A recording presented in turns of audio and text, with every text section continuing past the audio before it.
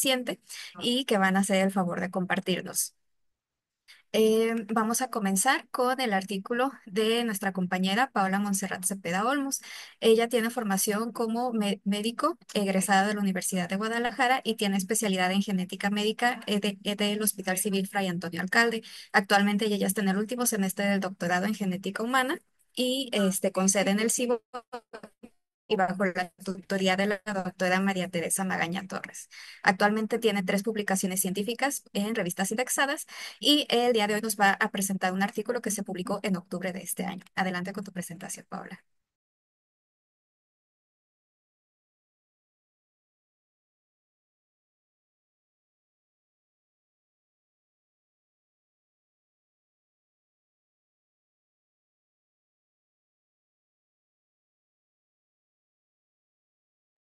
Hola, Pau, ya se puede ver, nada más tu audio está desactivado. Gracias. Justo quería confirmación de que veían mi pantalla. Muy bien. Un gusto estar con ustedes. Muchas gracias por la invitación. Les voy a presentar pues un artículo de reciente publicación que es producto de mi trabajo durante el doctorado, específicamente de mi trabajo de tesis. Se llama Variantes en el gen PTPN11 en pacientes mexicanos con síndrome Noonan. Tenemos entonces ya directos a la introducción. Voy a tratar de hacer esto un poco rápido, conciso y claro, y ya al final pueden preguntarme las dudas que les queden. Tenemos que las razopatías son un grupo de entidades que comparten mecanismos fisiopatológicos y también comparten múltiples características clínicas. En este artículo específicamente nos enfocamos en una razopatía que es el síndrome Noonan, que presenta una incidencia de 1 por cada 1000 a 2500 recién nacidos vivos, dependiendo de la literatura. Sin embargo, pues en los mexicanos no se ha descrito la incidencia, ni se ha descrito la clínica, ni las características moleculares, nada similar. Tenemos entonces que las características principales del Sí, síndrome pero el Noonan otro día yo me pasó, son pero ahorita fisuras no palpebrales y sé qué oblicuas traigo, hacia pero abajo, cuello corto con pues, exceso de piel, pabellones auriculares de baja implantación, defectos cardíacos específicamente, estenosis de la válvula pulmonar, deformidad torácica específicamente, pues, o principalmente más bien pectus excavatum. También presentan los pacientes varones criptorquidia. Todos los pacientes pueden presentar trastornos de la coagulación, retraso del desarrollo del lenguaje, retraso del desarrollo de severidad variable y talla baja. En el otro cuadro podemos ver que dependiendo de la edad, el fenotipo se va modificando, siendo más evidente en la infancia, en edades tempranas, y haciéndose más leve o menos perceptible conforme la edad avanza en la adultez. Por lo que pues es importante conocer las características tanto de los niños como de los adultos para poder realizar el diagnóstico.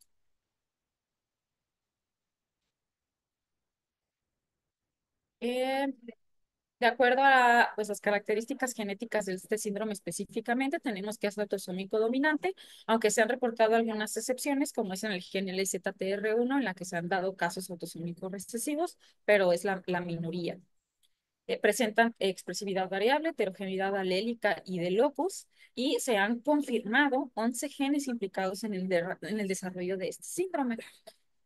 El gen principalmente afectado en alrededor del 50%, incluso en algunos reportes mayor al 50%, hasta el 60%, es PTPN11 y es por eso que en este estudio se decide analizar.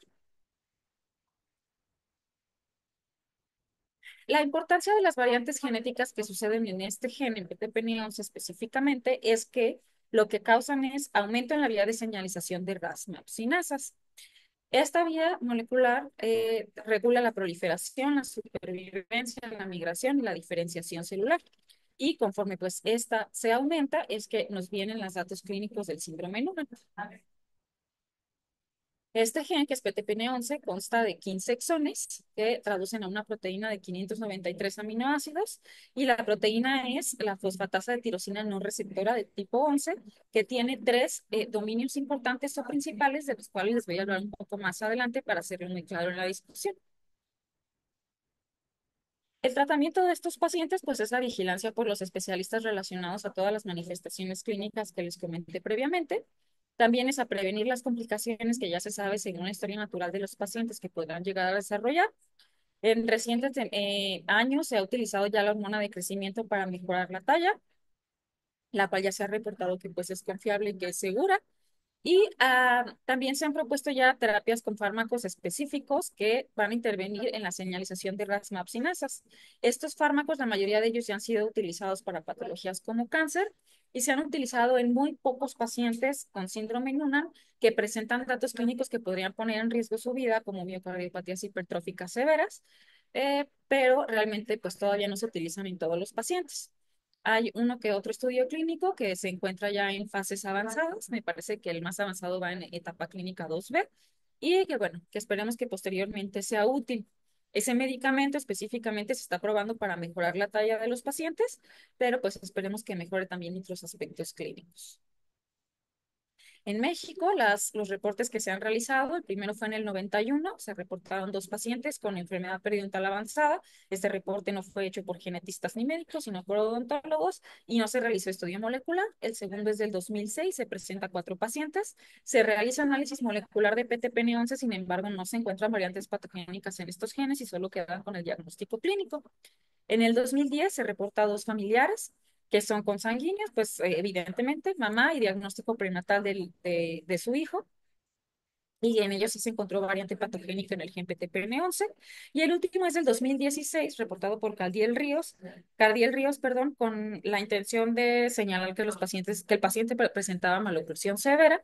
Sin embargo, el diagnóstico molecular pues queda dudoso. Mencionan que realizan un cariotipo para realizar el diagnóstico. Esta no es la técnica adecuada, por lo que pues se queda nada más con un diagnóstico clínico.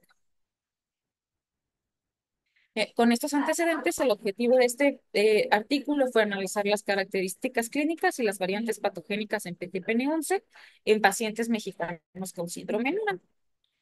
La metodología utilizada, pues se captaron, ay, disculpa, eh, me regresé sin querer. Eh, el, Se captaron 91 pacientes mexicanos con diagnóstico clínico. Se realizaba en ellos una historia clínica por médicos especialistas en genética detallada. Se completaron los análisis de gabinete pertinentes para sospechar altamente de este diagnóstico. Y previo consentimiento informado, se tomó muestra periférica de sangre de 2 a 4 mililitros. Posteriormente, se realizó con esta sangre extracción de DNA con el método de CTA-BD-TAB. Y ya teniendo el DNA, se realizó PCR de los exones y la región promotora del gen PTPN11, seguido por secuenciación Sanger y análisis pues, de estas secuenciaciones. Agregado a esto, se incluyeron también familiares que accedieron a participar de los pacientes en los que ya se había encontrado variante patogénica para hacer el análisis de segregación.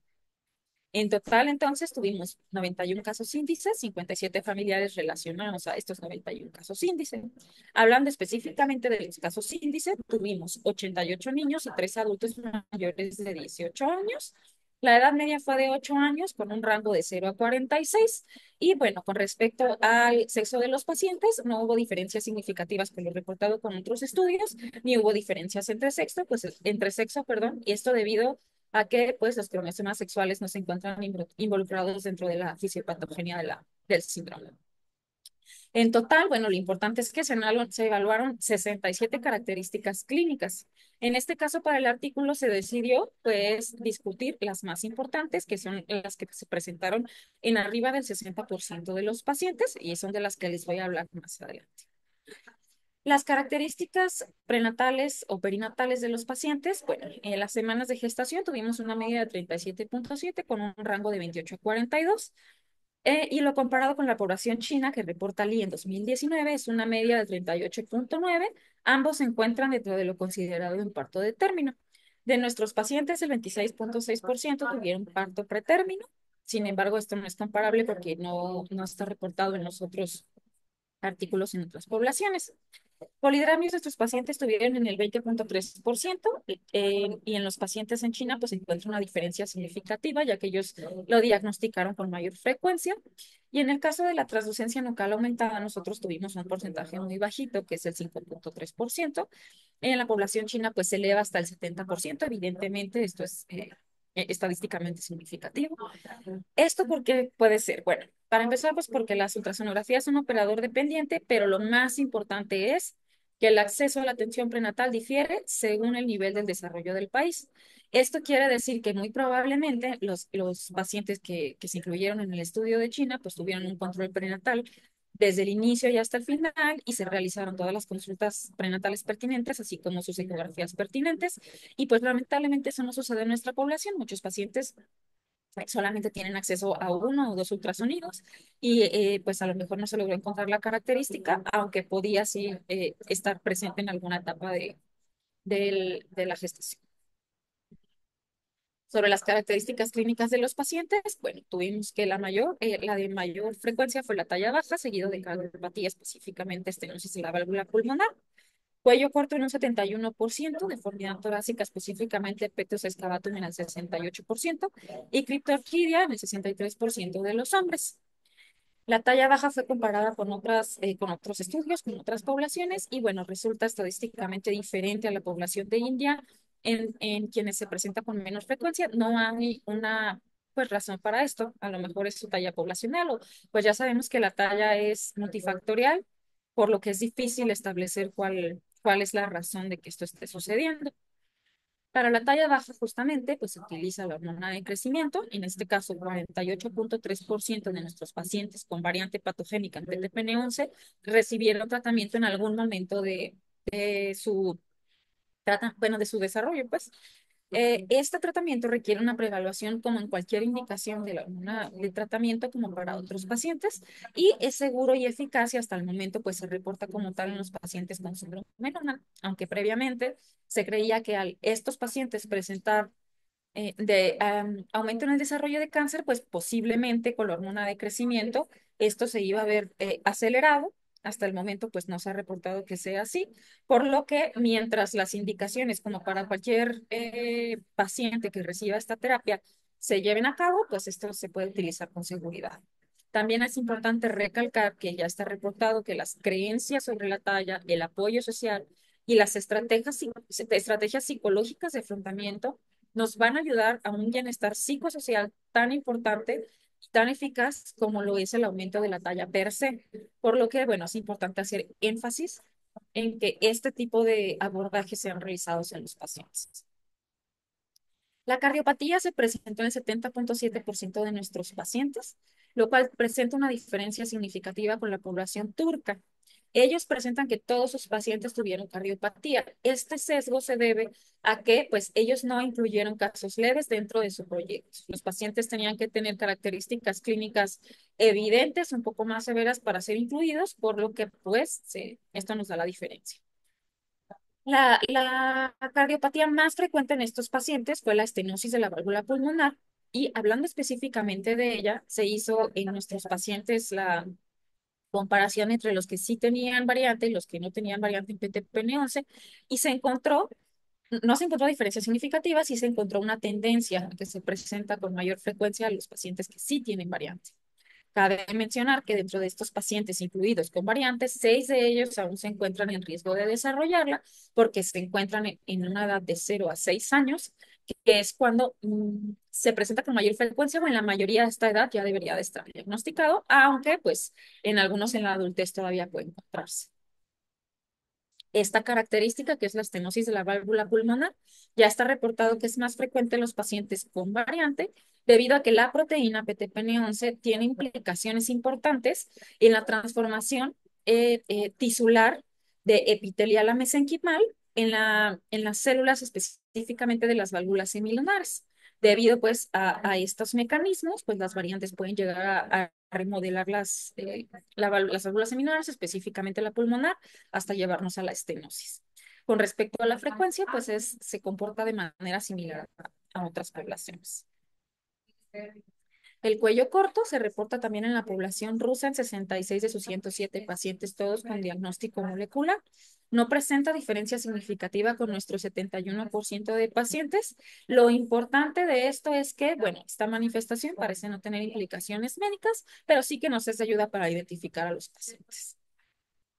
La critorquidia en los hombres se presentó en el 73% de nuestros pacientes y esto representa diferencia con la población rusa. Es difícil establecer cuál es la causa de que esto esté sucediendo debido a que la etiología de la criptorquidia per se no ha sido esclarecida. Se ha asociado ya a múltiples síndromes genéticos, no solamente a una, y se considera multifactorial ya que también se ha asociado ya a exposiciones gestacionales como alcohol, drogas o algunas otras cosas. Y bueno, hacer énfasis en que la detección y el tratamiento tempranos de esta condición disminuyen el riesgo de desarrollar neoplasia gonadal en el futuro. Y bueno, ¿a qué le llamamos temprano? Lo indicado es que se ha tratado antes de los 2 años de edad. El pectus excavatum se presentó en el 63% de nuestros pacientes, que representa diferencia con los pacientes en China. Es importante discutir el pectus excavatum como una entidad que nos puede llevar a complicaciones patológicas, cardiológicas, respiratorias e incluso psicosociales. Esto muy frecuentemente no se aborda de esta manera, solamente se presenta como una característica física nada más, pero sí que pues, nos puede llevar a complicaciones, por lo que es necesario implementar evaluaciones para determinar la necesidad de corrección quirúrgica en cada uno de los pacientes, incluyendo las razones psicosociales como una causa pertinente para realizar una cirugía. Y pues bueno, de nuestros pacientes, ninguno ha tenido cirugía específicamente para corregir pectus excavatum y ninguno ha recibido atención psicológica específicamente para pues los asuntos psicosociales asociados a esta característica. Los pacientes con una también presentan trastornos de coagulación. Se ha reportado que hasta el 89% pueden desarrollar historia de sangrado y anormalidades en el análisis de laboratorio y hasta el 42% presentan ambas. En nuestros pacientes tuvimos 14% con tiempo de protrombina alargado, 32% con tiempo parcial de tromboplastina alargado y tuvimos uno con ambos alargados, un paciente nada más, y 11% presentan datos clínicos de sangrado con tiempos de coagulación normales. ¿Qué quiero decir con datos clínicos? Que presentan moretones con facilidad, epistaxis, gingivorragia, etcétera, aunque, insisto, tenían sus laboratoriales, sus tiempos de coagulación dentro de rangos de normalidad. ¿A qué se puede deber esto? La explicación que se le ha dado, bueno, es que estos pacientes pueden tener deficiencia de factores de coagulación o disfunción plaquetaria que no se esté diagnosticando en los pacientes, debido a que estos estudios más especializados no están disponibles para todos ellos. Al hacer la diferencia, perdón, al hacer la comparación entre los pacientes con variante y sin variante que presentaron hematomas, moretones con facilidad, se encontró una diferencia estadísticamente significativa con los pacientes que sí presentan la variante. Esto puede ser debido a que ya está reportado que la proteína funciona como un regulador negativo de la estabilidad de los trombos. Por lo tanto, pues al aumentar esta señalización que es negativa, se van a inestabilizar los trombos.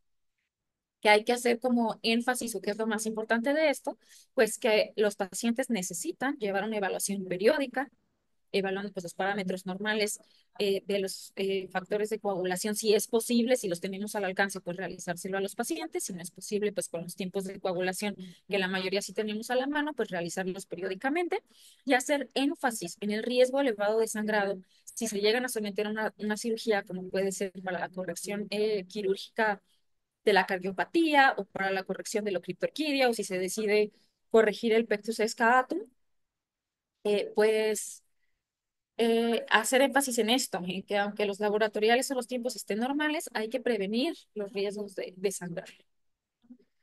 Con respecto a las características moleculares de los pacientes, tenemos que se encontró diagnóstico en el 47% de ellos, diagnóstico molecular, quiero decir. Entre ellas, pues fueron 21 variantes patogénicas en total, de las cuales todas son de tipo missense y previamente reportadas como patógenas.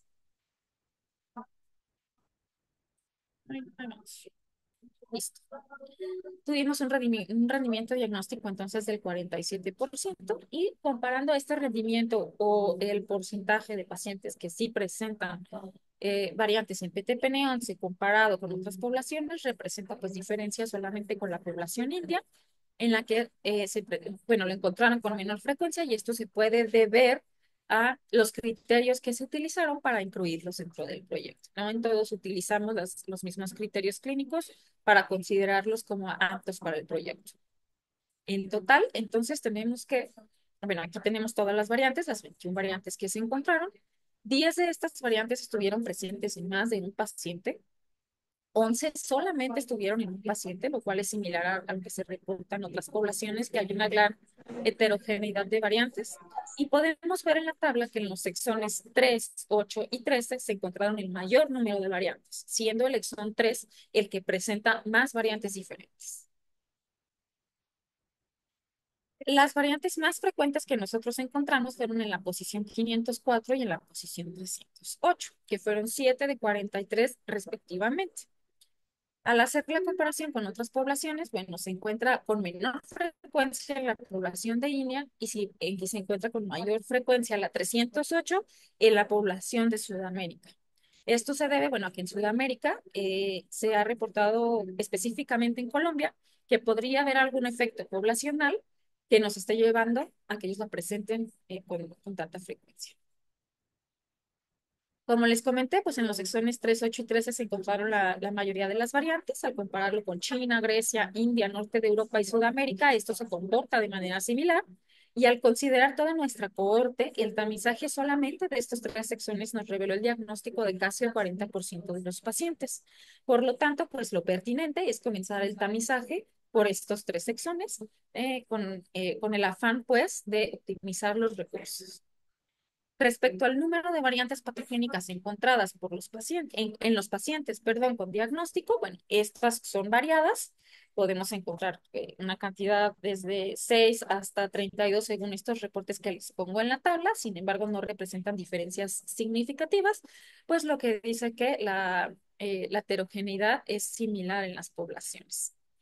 Ahora, la localización de estas variantes podemos observar en este esquema, en esta figura, que se encuentran dentro de la mayoría, a excepción de una, dentro de los dominios NSH2 y el dominio PTP.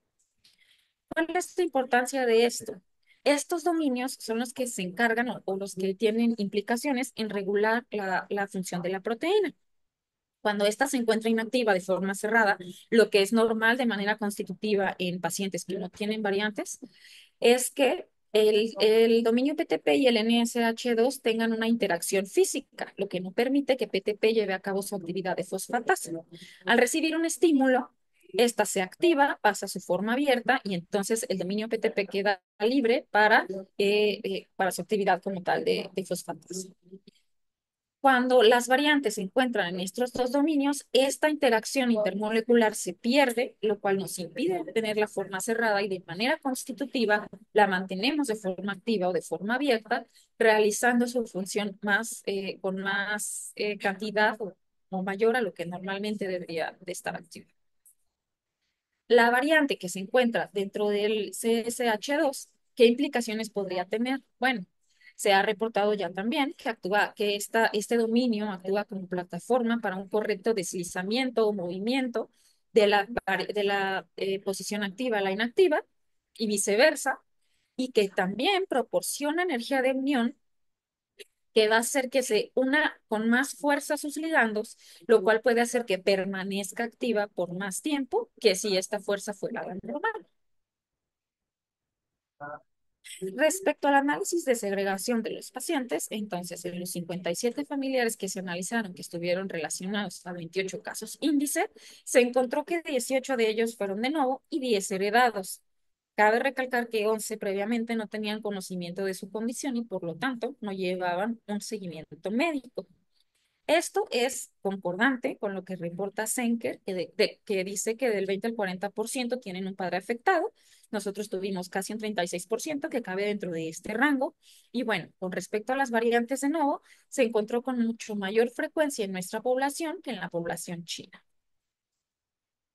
Esto nos lleva a un total de 54 pacientes con síndrome no han diagnosticados, ya tomando en cuenta los casos índice y los familiares. La correlación genotipo-fenotipo no fue muy fácil de realizar, o más bien no se realizó con nuestro estudio debido a la heterogeneidad genética que no permitió realizar estudios estadísticamente robustos. Sin embargo, ya se ha reportado que ciertas variantes se han asociado a ciertos fenotipos. En este caso, pues el desarrollo de lentiginosis se ha asociado a estas tres variantes que les pongo en pantalla y que pues se encontraron en nuestros pacientes. La lentiginosis aparece generalmente entre los 4 y los 5 años de edad y puede incrementar dramáticamente en la pubertad. De nuestros pacientes, 9 fueron portadores de alguna de estas variantes, 6 de ellos casos índice y 3 familiares. Y bueno, aparte de esto, 3 casos índice y 3 familiares ya presentaron la lentiginosis. 2 pacientes son menores de 2 años de edad, por lo que no se encontró la característica. Sin embargo, todavía hasta la pueden desarrollar conforme avanza la edad. Y sus familiares sí presentaban, sus familiares mayores que tenían la variante ya presentaban la característica. Y de un paciente, lamentablemente, pues no tuvimos información clínica. Otras variantes, múltiples de ellas, se han asociado a mayor riesgo de desarrollar cáncer. Específicamente se reporta leucemia, neuroblastoma, meduloblastoma cerebeloso, trastornos mieloproliferativos, leucemia mielomonocítica juvenil y schwannomatosis. Por esto se recomienda un examen físico y un hemograma completo de cada 3 a 6 meses en los primeros 5 años de vida. Otros autores sugieren que lo más importante es realizar una exploración física dirigida tratando de detectar hepatosplenomegalia cada 3 meses el primer año, cada 6 hasta los 5 años, y educar a los padres sobre las características clínicas o los datos clínicos, sintomatología que se puede presentar en caso de que los pacientes desarrollen tumoraciones intracraneales. De nuestros pacientes, 13 de ellos tuvieron alguna de estas variantes y hasta el momento ninguno ha desarrollado neoplasias. Ya como conclusiones de este trabajo, en este artículo, se reporta que este estudio representa la descripción clínica y molecular más extensa de pacientes mexicanos con el síndrome. Se confirmó el diagnóstico clínico de 43 casos índices y 11 familiares, pues sumando 54 pacientes, en los cuales se identificaron 21 variantes patogénicas diferentes en el gen PTPN11. Y pues bueno, se observó una expresividad variable y heterogeneidad genética similar a lo reportado en otras poblaciones. Estos resultados subrayan la necesidad de un enfoque interdisciplinario en el manejo de los pacientes. Y bueno, también es importante resaltar que la confirmación molecular del diagnóstico clínico es esencial para la vigilancia, el tratamiento adecuado y el asesoramiento personalizado de los pacientes. El estudio de segregación fue de alta importancia, ya que nos ayudó a diagnosticar a pacientes que no tenían seguimiento médico. Y bueno, que es necesario también que se realicen estudios con un seguimiento a largo plazo para poder comprender las complicaciones y la historia natural de los pacientes con el síndrome. Las limitaciones, que es importante también mencionarlas, pues es que la evaluación clínica fue realizada por diferentes médicos genetistas, lo que puede impactar en el rendimiento diagnóstico, y que lamentablemente pues no tuvimos acceso a todos los datos clínicos de los pacientes debido a esto, bueno, a procedencia de diferentes hospitales e instituciones. Y bueno, por mi parte sería todo con respecto al artículo y pues me encantaría escuchar sus dudas, Muchas comentarios, gracias, Paola. sugerencias. Y muchas felicidades por este trabajo tan bonito. Ahora pues pasamos a la sección de preguntas. Si alguien quiere hacer una pregunta, por favor, puede levantar la mano o nos pueden poner también la pregunta en el chat, para que Paola nos la pueda contestar.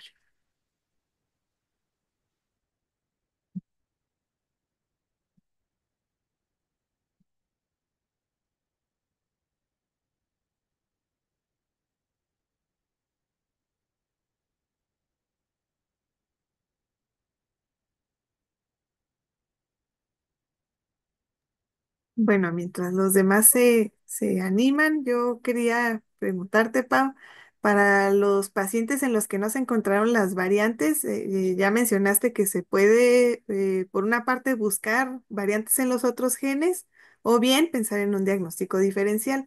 Eh, Quería preguntarte si tú recomendarías alguna técnica en específico para abordar estos pacientes, considerando que ya va a ser una menor proporción que para PTPN11 de pacientes que tengan variantes en esos otros genes. Pues las perspectivas, de hecho, de este trabajo y lo que se pretende y se está haciendo en el grupo de trabajo que tenemos es justamente los pacientes que no presentaron variante, pasarlos a un panel de secuenciación de nueva generación que incluye todos estos genes que ya se han asociado a razopatías, que muy probablemente sean otra razopatía o que sean pues sin una, pero con variantes en otro gen. Ya si en este caso sale negativo, ya sería como hacer una exploración clínica mucho más detallada para ver si sería conveniente considerar otro estudio clínico, perdón, otro diagnóstico clínico para realizar otro estudio molecular. De acuerdo, muy bien, muchas gracias. Ahí, aprovechando la pregunta de Rosita, ¿nos pudieras compartir, por ejemplo, cuáles serían los diagnósticos diferenciales que se pudieran contemplar? O sea, ya si se llegara a hacer este panel, no se encuentran variantes en genes relacionados a síndrome de Nuna, pues, ¿qué procedería, no? ¿Cuál podría ser un diagnóstico? Bueno, los principales diferenciales pues son los mismos dentro de las rasopatías, que pueden ser cardiofascio cutáneo, costelo, incluso tienen características compatibles con los síndromes de neurofibromatosis tipo 1, que podría ser algún paciente que no tenga historia familiar, que sea de novo y que hasta a su edad, o a la edad que tenga, pues todavía no presente las características que nos pueden diferenciar una neurofibromatosis. Cabe la posibilidad. También pueden ser otros síndromes de talla baja, como... bueno, y también hay otros síndromes que se analizan dentro de las rasopatías que tienen que ver con la vía de señalización de RAS-MAPS, pero que no precisamente tienen que ver con una clínica tan similar, como los trastornos relacionados a CBL. Eh, y pues en este caso yo creo que sí, lo más importante sería tomar en cuenta las características clínicas de cada uno de los pacientes para lograr pues enfocar el diagnóstico clínico, que incluso también cuando se estudia a más profundidad a los pacientes o conforme van avanzando con la edad, se van agregando datos clínicos que probablemente previamente no hayamos tenido en consideración, como alguna cardiopatía diferente o como en el caso de neurofibromatosis, pues que ya desarrollan las manchas café con leche o incluso los neurofibromas, etc. Entonces yo creo que ahí ya es un trabajo importante de los clínicos, bueno, en este caso nosotros entregaríamos un resultado y ya los clínicos deberían ayudarnos pues a tratar de diferenciar, ya sea con los resultados moleculares, porque incluso podríamos encontrar variantes de significado incierto que también van a requerir por pues análisis familiar, análisis de características clínicas más específicas y bueno, tratar así en conjunto, tanto lo molecular como lo clínico, llegar a un diagnóstico. O sea, no podemos descartar los diagnósticos clínicos cuando un molecular no está eh, positivo, si todas las características clínicas se encuentran ahí. Incluso cabe mencionar que hay un porcentaje de pacientes con síndromes Noonan o lo que le llaman Noonan-like, en los que no se encuentran variantes en estos genes y que se siguen considerando Noonan porque la clínica es precisa. Entonces, ahí quiere decir que todavía nos hace falta conocer etiologías del síndrome o a lo mejor genes relacionados que estén dentro de la misma vía de señalización, pero que todavía no sepamos que se encuentran dentro de esta vía, pues, o analizar realmente si pueden estar en otras vías que tengan interacción con esta misma vía. No sé si me estoy explicando, pero pues eso sería. Muchas gracias, Paula. Y tenemos una pregunta en el chat que va muy de la mano de esto que se ha estado comentando. Dice, debido a la heterogeneidad genética del síndrome en el ambiente clínico, ¿sería más recomendable el uso de paneles clínicos en vez de secuenciación Sanger o el rendimiento diagnóstico con Sanger es alto comparativamente con otros estudios y poblaciones? Bueno, en este caso, como les presenté el diagrama, los más frecuentes y específicamente para secuenciación Sanger, las variantes de PTPN11 se encuentran en 3 exones. Y considerando que es arriba del 50% de los pacientes con variantes en este gen, pues sí es pertinente mandarlos primero. Si tienen diagnóstico clínico de una, no de otra razopatía, pues sí a PTPN11. Hay otras razopatías que también tienen un alto rendimiento diagnóstico por un solo gen, como sería Costello, que 97%, no, casi 99% en algunos estudios se dice que tienen variantes incluso en un solo exón, en el primer exón. Entonces, en este caso sí se sugiere realizar el estudio de PTPN11, pero ya seguir de uno por uno mediante secuenciación Sanger ya no. O sea, ya de aquí ya le sigue al panel. Si de plano no tenemos acceso a PTPN11, o sea, que nosotros ya lo estamos ofreciendo, ¿no? O sea, los que estamos aquí tenemos acceso. Si no lo sabían, ya lo saben, nos pueden mandar a los pacientes, por favor. Y bueno, ya tenemos acceso. Si no lo tuvieran, si estuviéramos en otro entorno, pues yo creo que sí lo indicado sería mandarlo al panel de secuenciación, pero sí, no siendo cautelosos con la clínica, tomando muy en cuenta la clínica, pues, porque no, tampoco es la solución siempre el panel, siempre nos pueden resultar variantes de significado incierto, siempre podemos generar más confusión que respuestas. Entonces hay que ser cautelosos. Yo digo que comenzar por PTPN11 sí es una buena opción, ya ha demostrado que más del 50% o mínimo el 50% sí van a presentar variantes en este. Muchas gracias, Paula. Y una última pregunta que tenemos en el chat. ¿Se podría concluir que hubo casos que fueran de nuevo de ser así en qué porcentaje? Y si fenotípicamente hubo un paciente que tuviera incompatibilidad con... Se me cortó un poquito, pero está en el chat. Bueno, sí, sí hubo muchos pacientes de nuevo, 18 de 28 en los que se realizó el análisis de segregación. Entonces, pues sí. Y la otra parte que fue, o sea, que de las características clínicas, no alcancé a escuchar. Si fenotípicamente hubo algún paciente que tuviera incompatibilidad con síndrome Down. Bueno, algunos pacientes los incluimos dentro del estudio y no teníamos todas las características clínicas de ellos. Sin embargo, las características que nos ponen como primordiales o como más importantes sí son compatibles. La mayoría, yo creo que todos, con talla baja, a lo mejor que ya resolvió con el uso de hormona de crecimiento, pero que en algún momento del desarrollo presentó su talla baja y las características faciales, cuello corto, el pectus excavatum. Decir que hubiera alguno que no tuviera nada de la clínica de Noonan, eso no sucedió. Lo que sí es que hubo ciertas características clínicas que estuvieron poco frecuentes en los pacientes, aunque sí ya están reportados en el síndrome Noonan.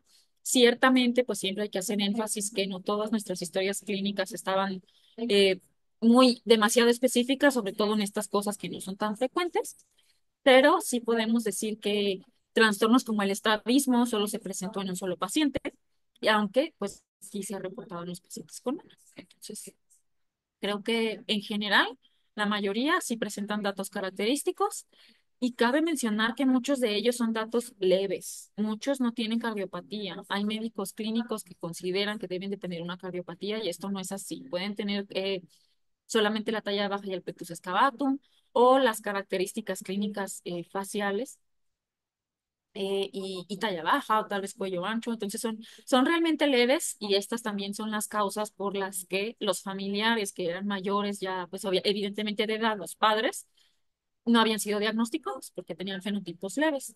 Y ya pues los hijos con fenotipos más severos ya llegaron al estudio, fueron diagnosticados y pues resultó que los padres también lo tienen.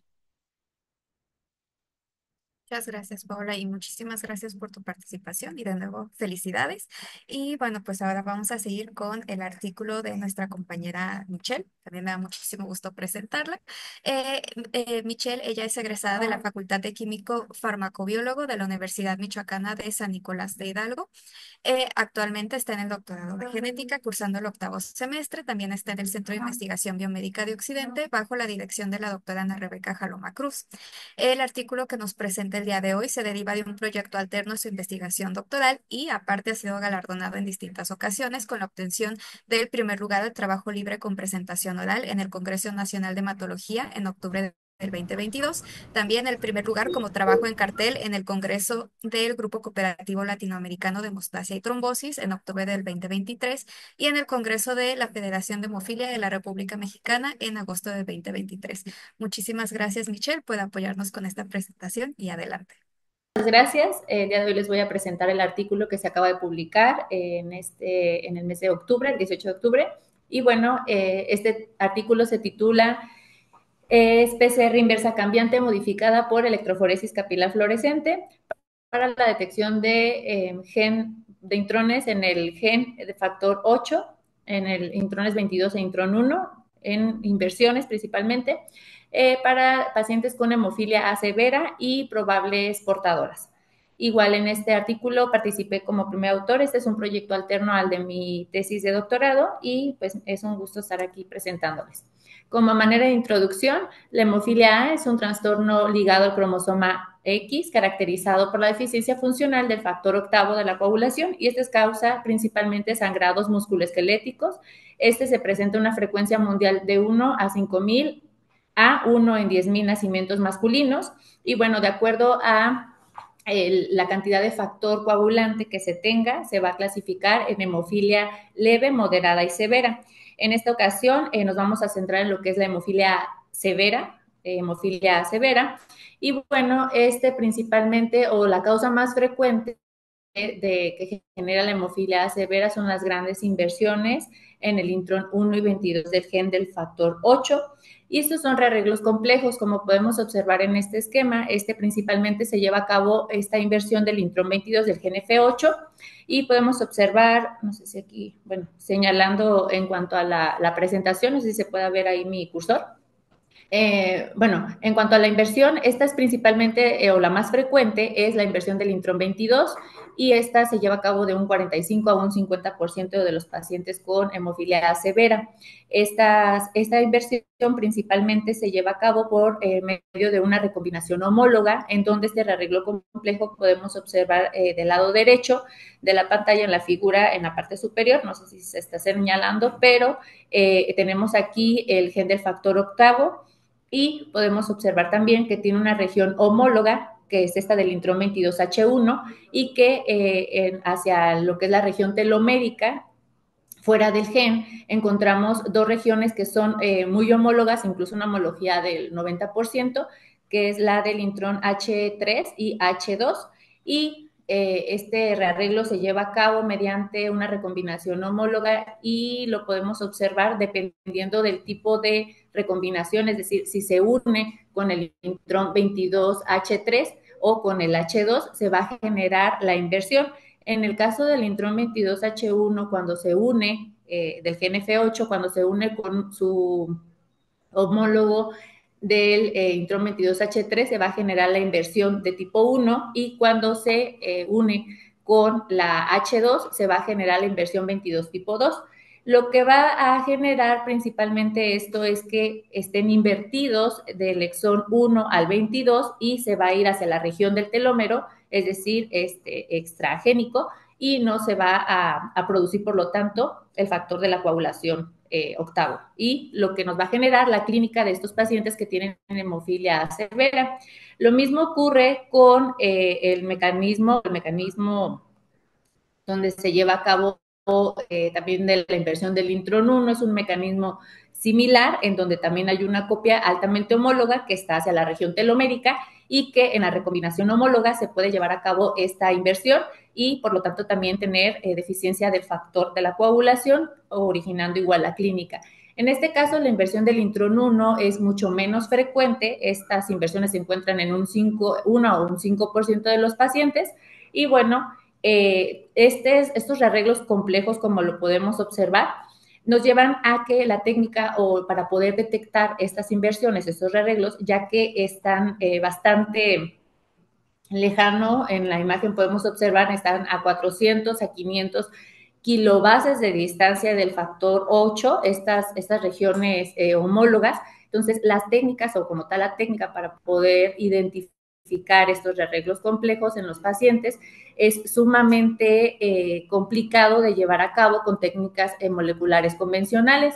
Entonces podemos observar aquí una pequeña línea del tiempo en donde la evolución de la técnica va desde 1993, cuando años atrás se describió por primera vez lo que es, o se mapeó el gen del factor 8, en donde posteriormente a esto, ya una vez mapeado el gen, se pudo dar cuenta de cuáles eran estos rearreglos moleculares que se pudieran observar en los pacientes y en 1993 vemos que Lakish y colaboradores, a la par de otros científicos, que es Naylor y colaboradores, propusieron como técnica para la detección de estas grandes inversiones la técnica de Söderblot. Y para esto principalmente detectaban las inversiones 22, tanto la tipo 1 como la 2, como causa principal o adquiere esto como causa principal de la hemofilia A severa.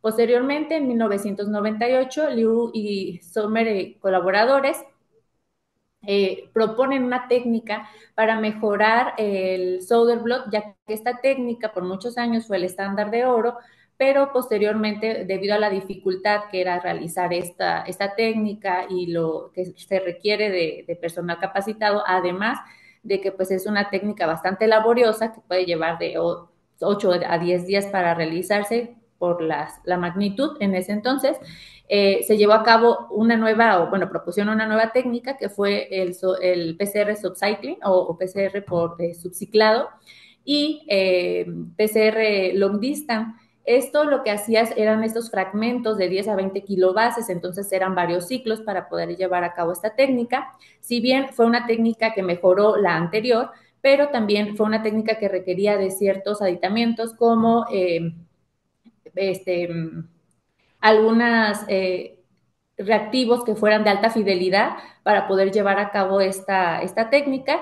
Entonces, en 2005, posteriormente, Rossetti y colaboradores proponen una nueva técnica llamada PCR inversa cambiante, en donde debido a los grandes fragmentos de la inversión y que estaban muy lejanos, lo que hacían era detectar pues esta inversión mediante lo que es PCR inversa cambiante, y esto detectaba principalmente lo que es la inversión 22, ya sea del intrón 22H1, que el alelo normal, y la inversión 22, que era el alelo que estaba invertido. Entonces, esto nos daba la capacidad de poder distinguir entre las portadoras, las pacientes portadoras, y los pacientes que tenían la inversión, tanto la 22 tipo 1 como la 2.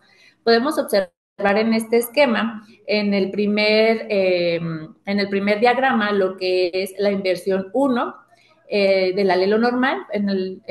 La opción número 2, aquí nos dice como podemos observarlo. Y bueno, esta técnica básicamente, la PCR inversa cambiante, se compone de 3 pasos que son muy importantes. El primero, que es una digestión genómica total con una enzima llamada BCL1, en donde después de mapear pues, el gen del factor 8, podemos observar en el diagrama número 3 que observamos aquí, que esta enzima hace cortes específicos, donde hay secuencias específicas para corte de BCL1 en el cromosoma X, y lo que hace es que al mapear el gen, nosotros sabemos en dónde va a cortar, y posteriormente después de esta digestión, se hace una ligación o autoligación, que lo que nos permite es únicamente hacer una PCR de sitios específicos. Posteriormente les voy a enseñar una imagen, pero en este esquema observamos abajo que se forman, esta autoligación forma estos anillos, y entonces la PCR se va a hacer únicamente en este sitio que podemos observar en el centro, y así se hace una PCR con amplificados más pequeños, y no se tendría que amplificar todo lo que como tal se hace la inversión. Entonces, esta técnica es bastante buena porque tiene una manera de realizarse en un laboratorio de biología molecular con los aditamentos de PCR, y lo importante fue que para lo que fue 2007, los mismos Rossetti y colaboradores mejoraron esta técnica agregando nuevos primers para poder distinguir no solo la inversión 22, tanto tipo 1 como 2, sino también la inversión del intrón 1. Y lo más importante aquí es que del 2005 al 2008 que realizaron este cambio, la visualización de estos fragmentos amplificados de PCR se realizaba por electroforesis, por un gel de agarosa en electroforesis convencional.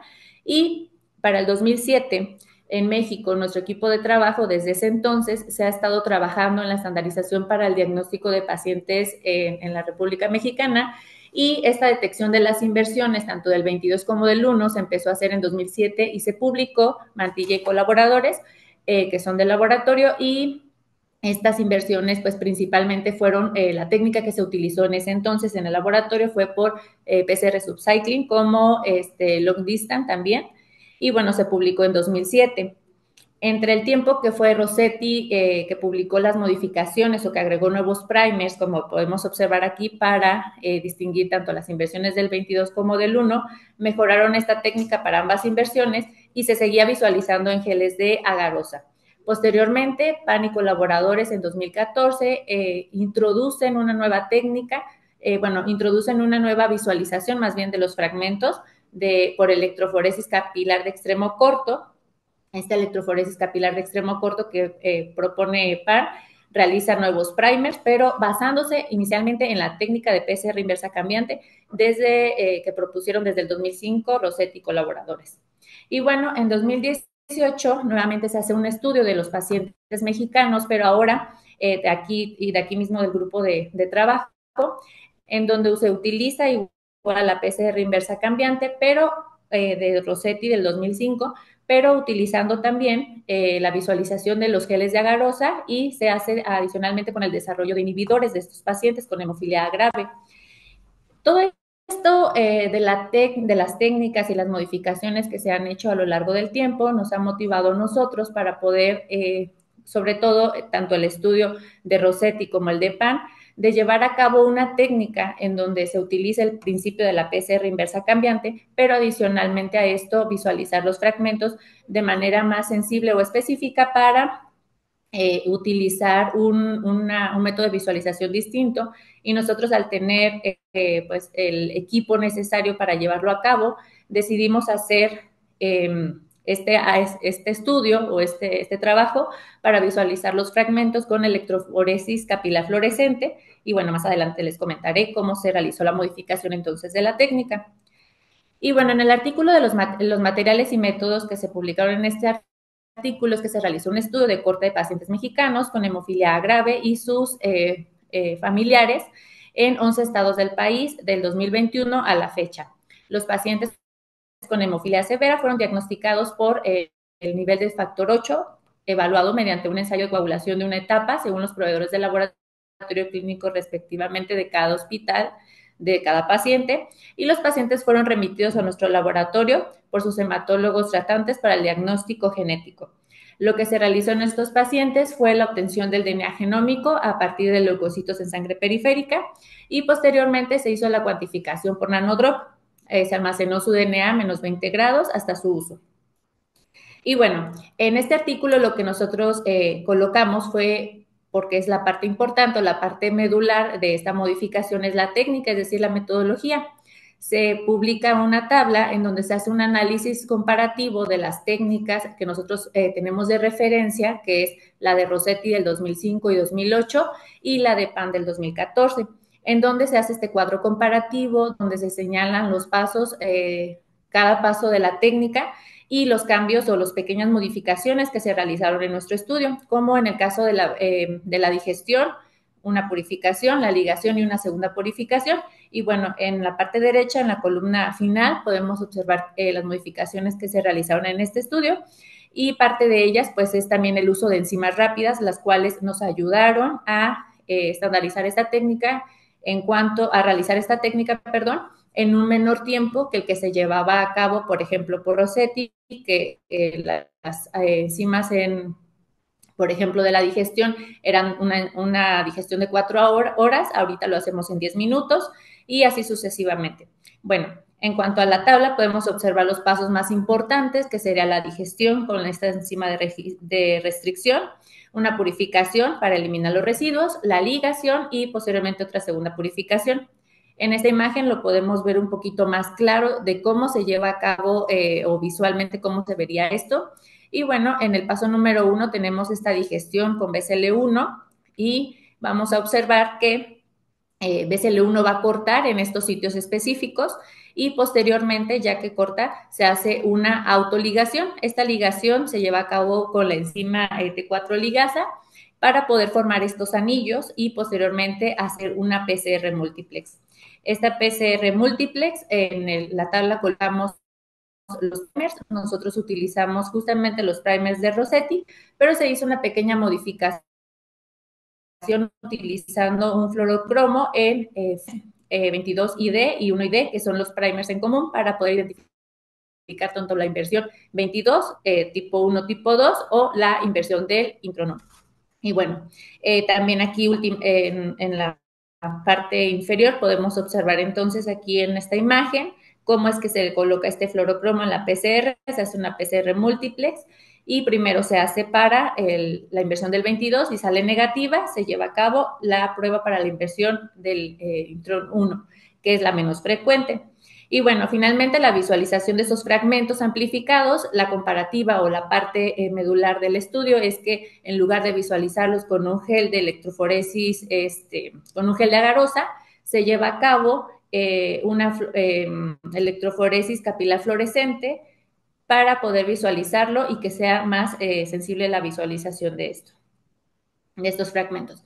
Y bueno, los resultados, o cómo es que vamos a ver estos resultados, cómo está la comparativa entre el gel de agarosa y cómo los podemos visualizar con electroforesis capilar fluorescente. Bueno, pues aquí se hizo la genotipificación en esta imagen que se publicó de la inversión 22, ¿Y dónde podemos visualizar? En el primero podemos visualizar este pico de amplificación que nos señala el alelo silvestre para el intrón 22H1, en donde podemos observar que es un amplificado a 485 pares de bases, y en el número 2 podemos observar el amplificado del paciente que tiene la hemofilia grave o severa, y en este caso la inversión 22 tipo 1, que es un amplificado a 333 pares de bases.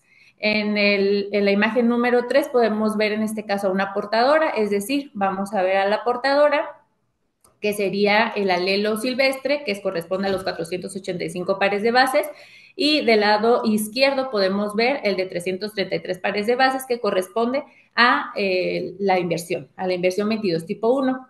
En el 4 podemos observar un paciente que es positivo para la inversión 22 tipo 2 y el portador en el número 5, que sería entonces tanto el alelo silvestre a 485 pares de bases, como el de 378 que representa la inversión 22 tipo 2. Y bueno, en este observamos también cómo se podría visualizar estos amplificados en un gel de agarosa y cómo se ven entonces con la electroforesis capilar fluorescente. De igual manera, se hizo la genotipificación para la inversión 1 y vamos a poder ver aquí también el alelo silvestre, que corresponde en este caso a 304 pares de bases, y podemos observar en el número 2 el amplificado que representa, o el pico que representa, el amplificado de los pacientes que son positivos para la inversión 1 a 224 pares de bases, y en la parte derecha podemos visualizar entonces a la portadora, que tendría entonces dos amplificados, el de 224 pares de bases y el de 304 pares de bases. Bueno, con toda esta estandarización y todo que se llevó a cabo, se hizo la evaluación y reproducibilidad de este método por PCR inversa cambiante, modificado con electroforesis capilar fluorescente mediante el análisis de pacientes y portadoras de las inversiones, que posteriormente ya se había aplicado para el diagnóstico de pacientes con hemofilia A severa y probables portadoras. Se estudiaron para esta publicación 36 pacientes mexicanos, de los cuales 16 tenían antecedentes y 20 eran casos esporádicos. Estos pacientes tanto fueron pediátricos como adultos. 24 de ellos estuvieron en un rango de edad de 2 a 17 años y 12 estuvieron en un rango de edad de 18 a 45 años. Los resultados obtenidos de este estudio fue que el 50% de los pacientes eran positivos para la inversión 22 tipo 1, para la inversión 22 tipo 2 fueron un 11% y para la inversión 1 un 6%. Los pacientes, 33% de los pacientes estudiados fueron negativos para ambas inversiones, tanto para la del 22 como la del 1. Asimismo, se estudiaron a sus familiares, 33 familiares femeninos, y en la familia, la manera en cómo se estudia, de igual manera, primero se hace si los pacientes, para la inversión del 22 tanto tipo 1 como tipo 2, y la búsqueda se hace para probables portadoras. Posteriormente, si estas portadoras salen negativas para el 22, se hace un estudio o la búsqueda para la inversión 1, que es menos frecuente, y de las familias o de los casos estudiados, 14 de las 15 madres fueron diagnosticadas como portadoras y solo un caso fue un caso de novo. Es decir, que no estuvo presente ninguno de los tipos de inversiones y que pues se identifica como un caso nuevo. Como discusión de este artículo, se tiene que la búsqueda de las inversiones en pacientes con hemofilia grave es la primera opción diagnóstica, y por las ventajas de este método de PCR inversa cambiante es de relevancia en países de desarrollo como México. La frecuencia de las inversiones encontradas es mayor que lo reportado, es decir, un 61%. Sin embargo, existe un sesgo por el predominio de pacientes pediátricos. Recordemos que la población era mayormente pediátricos, entonces no representaría una población general de pacientes con hemofilia grave. Estos pacientes con resultados negativos para ambas inversiones, ese 33% que les hablaban, requieren de otras técnicas como MLPA, Sanger o secuenciación de exoma para su diagnóstico. Y bueno, nuestros resultados del genotipado, con electroporesis capilar fluorescente fueron más claros y específicos que los fragmentos correspondientes a lo que se visualiza en agarosa. Y bueno, este protocolo original de Rossetti del 2008, diseñado con métodos básicos de biología molecular, puede usarse en todo el mundo como un programa de cribado y de hecho es algo que se utiliza día a día para detectar las variantes patogénicas más comunes en la población con hemofilia y como con las ventajas de la sensibilidad de la electroforesis capilar en la PCR inversa cambiante, puede implementarse en centros regionales de referencia para el diagnóstico de hemofilia y otras enfermedades raras, especialmente en México y en Latinoamérica. Y bueno, como conclusión de nuestro trabajo tenemos que la PCR inversa cambiante, modificada con electroforesis capilar fluorescente para la detección de estos productos, es más sensible y reproducible que la electroforesis anagarosa en condiciones de nuestro laboratorio y el método completo también mejoró el tiempo requerido mediante el uso de nuevas enzimas rápidas en la digestión genómica y en la reacción de ligación. Y bueno, como un pequeño comparativo, cuando antes esta reacción con las enzimas normales se hacía en 4 a 5 días el resultado, ahora se puede visualizar en menos de 3 días.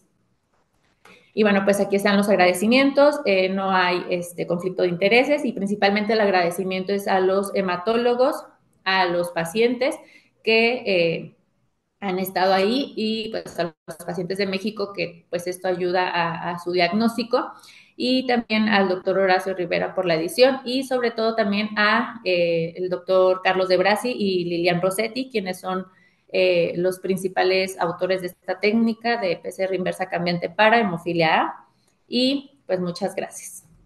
También igual agradezco a los coautores de este proyecto y la parte pues relevante es de que esta técnica ya se ha utilizado y se ha capacitado a otras personas, a otros doctores que están en distintos institutos en México para que la puedan utilizar. Gracias. Muchas gracias, Michelle. También muchísimas felicidades por este trabajo tan valioso que haces. Y bueno, pues abrimos la sesión de preguntas. También si alguien quiere hacerle una pregunta a Michelle, por favor, levante la mano para poder cederles la palabra o no la pueden poner también en el chat para poder leérsela.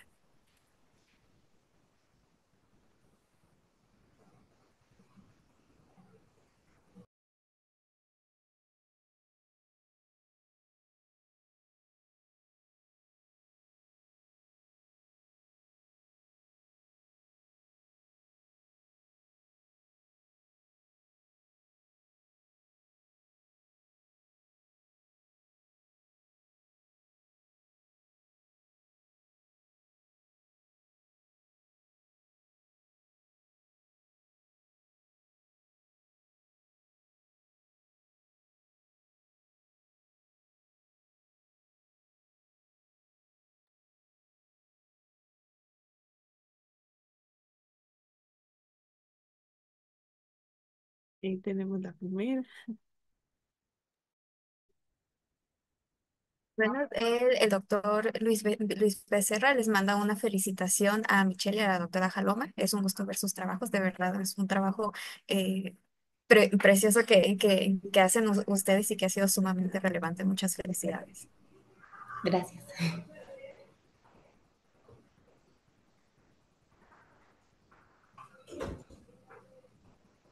Y pues abonando a a esa felicitación, yo también me uno y sobre todo por la parte del entrenamiento para otros profesionales de la salud y que esto se pueda extender a nivel nacional. Como tal, el laboratorio, este, pues está trascendiendo, ¿verdad? De muchas formas. Entonces, pues muchas felicidades a todo el equipo de trabajo. Mm, Muchas gracias.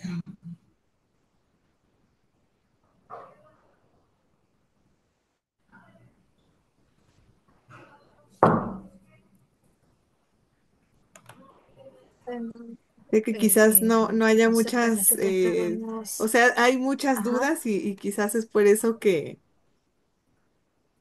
como que luego se dificulta armar una pregunta concreta, eh, pero, pero bueno, con esta técnica ha habido sorpresas, Michelle, cosas que no esperaban encontrar.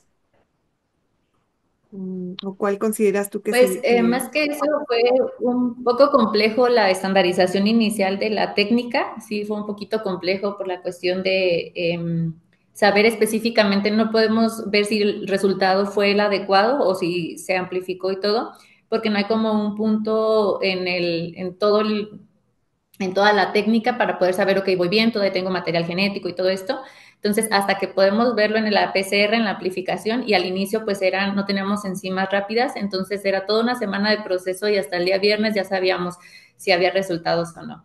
Entonces sí, fue un poquito complejo cambiar concentraciones, volúmenes, todo. A lo mejor igual también en el cuadro comparativo que pusimos en la tabla, por eso fue que pusimos nosotros esto, porque podíamos ver las diferencias entre, no sé, la técnica de Rossetti y colaboradores con la de Pan y ver, por ejemplo, algunos cambios de volúmenes, de lavados, incluso el lavado, por ejemplo, nosotros lo hacíamos con precipitación con etanol, otros lo hacían con fenolcloroformo, otros, entonces fue como lo que nos funcionó y que al final pues se pudo estandarizar en el laboratorio. Y pues sí, nos da mucho gusto que otros especialistas vengan y pues que también conozcan la técnica, que la puedan usar y que pues todo es en beneficio de los pacientes al final de cuentas.